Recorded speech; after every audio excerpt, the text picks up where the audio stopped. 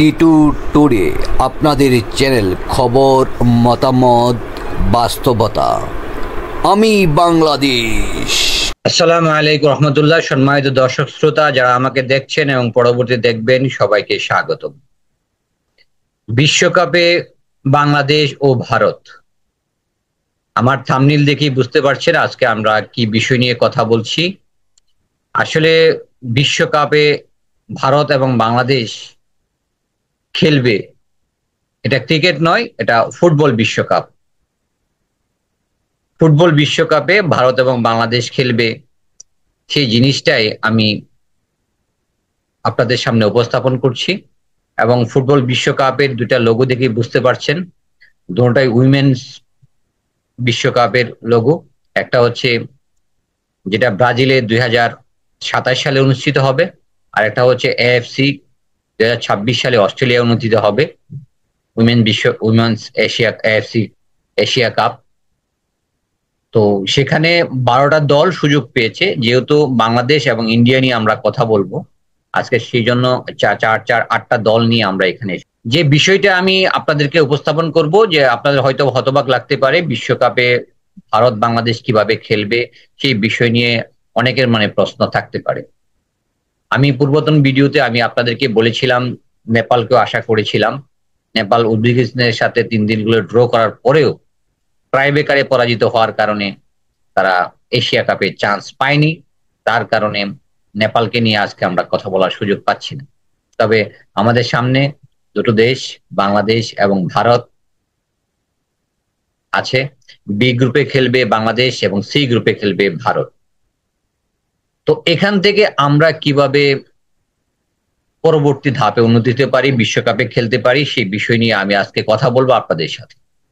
শুরুতে আসি বাংলাদেশের প্রসঙ্গে। বাংলাদেশের গ্রুপে, বি গ্রুপে আছে উত্তর কোরিয়া, চীন, বাংলাদেশ এবং উজবেকিস্তান। বাংলাদেশের র্যাঙ্কিং এ কোনো বিষয় না, এখন 104 নম্বর র্যাঙ্কিং এ বাংলাদেশ অবস্থান করছে। এটা নিয়ে কোনো আমাদের মাথা ব্যথা নাই। সম্প্রতি থাইল্যান্ড সফরে বাংলাদেশ থাইল্যান্ডের কাছে 3-0 গোলে হেরেছে। যে ইন্ডিয়া থাইল্যান্ডকে পরাজিত করে বিশ্বকাপ এশিয়া কাপে চান্স পেয়েছে। এটা প্রস্তুতি ম্যাচ, ভুলভ্রান্তি হতেই পারে, আর কেউ অপরাজয় নয়। তো বাংলাদেশ বিশ্বকাপে কিভাবে খেলতে পারে সেই বিষয়টা আপনাদের কাছে খোলাসা করছি। তো ইন্ডিয়ার বিষয়টা আপনারা ইজিলি বুঝে যাবেন। দেখেন, র্যাঙ্কিং এর দিক থেকে ডিপিএর কোরিয়া ওয়ার্ল্ডে 9, চীন 17, বাংলাদেশ 124 এবং আপনার উজবেকিস্তান 51। এই বিষয়টাই বলবো, আমরা 3টা খেলা পাবো। 3টা খেলাতে আমরা প্রথমত উত্তর কোরিয়া এবং চীন, এই দুটাকে আমরা ধরে নিই আমরা পরাজিত হব। তবে চেষ্টা করব আমরা ন্যূনতম ব্যবধান যত কমই হয়, তবে আমরা ড্র করার চেষ্টা করব। এবং যদি জিতে যেতে পারি, কারণ পিটার বাটলার অ্যাগ্রেসিভ একজন কোচ, তিনি জয়ের জন্য খেলবেন প্রতিটা ম্যাচ, সেটা যে দলই হোক না কেন। সেটা আমরা প্রমাণ করে পেয়েছি দক্ষিণ কোরিয়ার সাথে যখন আমাদের খেলা হয়, আমরা খেলাম 1-0 গোলে এগিয়ে থেকে 7-1 গোলে হেরেছি। সুতরাং এখানে পিটার বাটলারের যদি মন মানসিকতা আমরা ধরি, তাহলে আমরা ধরতে হবে উত্তর কোরিয়া এবং চীনের বিপক্ষেও আমরা আক্রমণাত্মক ফুটবল খেলব এবং আমরা ভালো একটা রেজাল্টের আশা করি। আর সে উজবেকিস্তান, যে উজবেকিস্তানের সাথে নেপালের মেয়েরা 3-3 গোলে ড্র করেছে, ট্রাইবেকারে হেরেছিল। যদিও তাদের র্যাঙ্কিং এ 51, তাতেও কোনো অসুবিধা নেই, আমরা ওদেরকে হারাতে পারি, এই মন মানসিকতায় আমরা থাকব। এবং এটা থাকলে আমরা গ্রুপে 3য় হব, এটা নিশ্চিত। যদি আমরা গ্রুপে 3য় হতে পারি, এবং যেহেতু 3টা গ্রুপ এ বি সি, এই 3টা গ্রুপ থেকে বাংলাদেশ যদি গ্রুপে 3য় হয়, তাহলে তাদের সেরা 3টা 3য় থেকে 2টা 3য় হতে পারে, আমরা কোয়ার্টার ফাইনালে যাব। আর কোয়ার্টার ফাইনালে আমরা যদি যেতে পারি, আমরা নিশ্চিত আগামী অলিম্পিকে আমরা খেলব।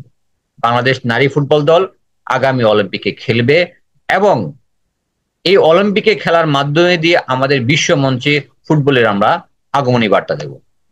যে জিনিসটা আরো আরেকটু সুযোগ আছে, বিশ্বকাপে আমরা খেলতে পারি কিনা, যেখানে 2027 সালে ব্রাজিল বিশ্বকাপ অনুষ্ঠিত হবে। হ্যাঁ, বিশ্বকাপে আমরা অবশ্যই খেলতে পারি, সেই জায়গাটা নিয়ে আমরা কথা বলছি। বিশ্বকাপে খেলার সুযোগ কোথায়? আমরা যদি কোয়ার্টার ফাইনালে যার সাথেই পড়ুক না কেন, যে শক্তিশালী প্রতিপক্ষে হোক না কেন, হতে পারে ভিয়েতনাম, হতে পারে জাপান, হতে পারে অস্ট্রেলিয়া, হতে পারে মেবি এই আমাদের দক্ষিণ কোরিয়া, যদি আমরা কোনোভাবে এদের একজনের সাথে পড়ার পর আমরা যদি উত্তেজিত শ্রেণী ফেলে যেতে পারি, নিশ্চিতভাবে আমরা বিশ্বকাপে খেলছি। যদি আমরা না পারি তাহলে কি হবে?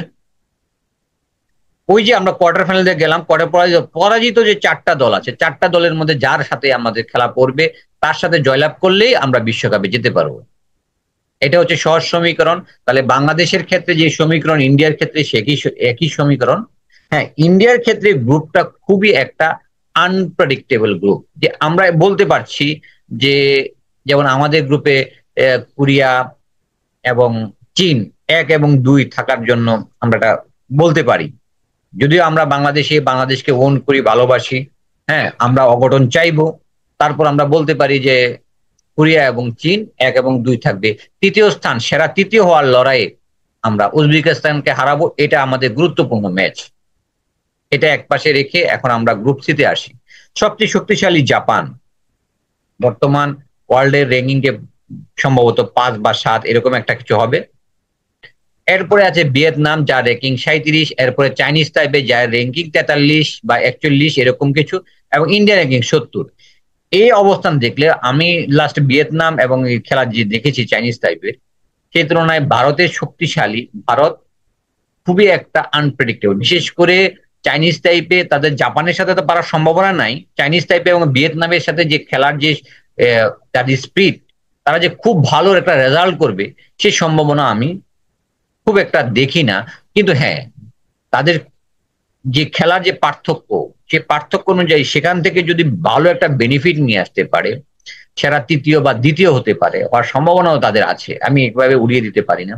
এখান থেকে যদি ভারত দ্বিতীয় বা তৃতীয় স্থান অধিকার করে সেরা তৃতীয়র মধ্যে, আমরা চাই ওনারা দ্বিতীয় হোক, কিন্তু ভিয়েতনাম, আমি এই গ্রুপ থেকে জাপানকে 1 নম্বর ধরে ভিয়েতনামকে 2 নম্বর ধরবো কিনা, আমি এই জায়গাটায় আছি। কারণ ভিয়েতনামের খেলা আমার মনে হয় যে জাপান বা কোরিয়ার পরপরই যদি কোনো দ্বিতীয় সারির দল ধরা হয় তাহলে ভিয়েতনাম, যেখানে আমরা তৃতীয় সারির দল। দ্বিতীয় সারির মানে হচ্ছে ওরা কোরিয়াকেও, জাপানকে হারানোর মতো ক্ষমতা রাখে, আমার যতটুকু ধারণা আছে। ভিয়েতনামের বর্তমান খেলা আমি দেখেছি এবং সেই অনুযায়ী কথাগুলো বলছি। সুতরাং ভিয়েতনামকে কি আসলে টপকাতে পারবে? তাহলে কি আছে, ভিয়েতনামকে আমি একটু সাইড লাইনে রেখে দিলাম। আছে চাইনিজ তাইপে। চাইনিজ তাইপের বর্তমান খেলা খুবই উন্নত, যেহেতু ভিয়েতনাম 37, চাইনিজ তাইপে 43, র্যাঙ্কিং এর দিক থেকে তারা দুটো কাছাকাছি। এই জায়গায় যেহেতু ইন্ডিয়া আছে, ইন্ডিয়া চাইনিজ তাইপে খুব কি কাছে না পিছনে, 27 ধাপ পিছনে। আদৌ কি পারবে? র্যাঙ্কিং কোনো বিষয় না, যেটা আমাদের বাংলাদেশ প্রমাণ করেছে। সুতরাং এইখানে যদি তৃতীয় হতে পারে, ইন্ডিয়াও কোয়ার্টার ফাইনালে যেতে পারে সেরা তৃতীয় হিসাবে, এবং সেখান থেকে তারা বিশ্বকাপের অর্থাৎ মঞ্চে যাওয়ার জন্য যে প্রসেস, বাংলাদেশের সেম প্রসেস তাদের জন্য। হ্যাঁ, এখানে একটা জিনিস বলা বাহুল্য যে অন্য গ্রুপে যে অবস্থান, সেখানে অস্ট্রেলিয়া, তারপরে আছে কোরিয়া, তো ওই গ্রুপে 2টা দল কনফার্ম আছে। আর বাদ বাকি যে 2টা দল আছে, ওই 2টা দলের ক্ষেত্রে নাইবা বললাম, কারণ ওরা আর যাই হোক এই 2টা দলকে পরাজিত করতে পারবে না। সেরা তৃতীয় লড়াই ওই দল থেকে যে 2টা দল আছে, ফিলিপাইন্স এবং তাদের সমসাময়িক গোত্রিক, সম্ভবত ড্র হলে, ওই ম্যাচটা, তৃতীয় ম্যাচটা ড্র হলে বাংলাদেশ এবং ইন্ডিয়া যদি জয়লাভ করতে পারে একটা করে ম্যাচে, তাহলে সেরা তৃতীয় হিসাবে আমরা কোয়ার্টার ফাইনালে যাব। আমরা ওই ম্যাচটা, ফিলিপাইনের সাথে যে ম্যাচটা আছে, ওই ম্যাচটাকে আমরা ড্রর আশা করছি। ফিলিপাইন এবং ইরানের ম্যাচটা যদি ড্র হয়ে যায়, তাহলে ফিলিপাইন, কোরিয়া এবং অস্ট্রেলিয়ার সাথে পারার কথা না। যদি এটা হয়, তাহলে আমরা ওই গ্রুপ থেকে, যদি আমরা আশা করতেছি কোরিয়া এবং ফিলিপাইনের মধ্যে ড্র হোক, তাহলে এখান থেকে আমরা 2জন, ইন্ডিয়া এবং বাংলাদেশ, 2জনই তৃতীয় হয়ে পরবর্তী ধাপে যাব।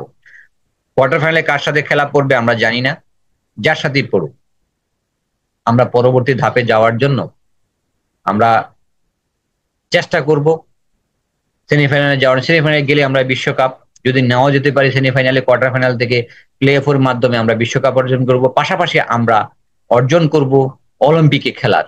তো সেই জায়গা থেকে আমরা আজকে আপনাদের সাথে বাংলাদেশ এবং ভারতের শুভকামনা জানিয়ে এখান থেকে বিদায় নিচ্ছি এবং বিশ্বকাপে, ব্রাজিল বিশ্বকাপে বাংলাদেশ এবং ভারত দুই দেশের পতাকায় আমরা দেখতে চাই এবং সাবকন্টিনেন্ট উপমহাদেশকে যে ফুটবলের ঘুমন্ত ভাগ বলা হয় সেই ভাগগুলাকে যেন আবার জেগে উঠতে পারে নারী বিশ্বকাপের মাধ্যমে। সবাইকে অভিবাদন জানিয়ে এখানে শেষ করছি। আসসালামু আলাইকুম।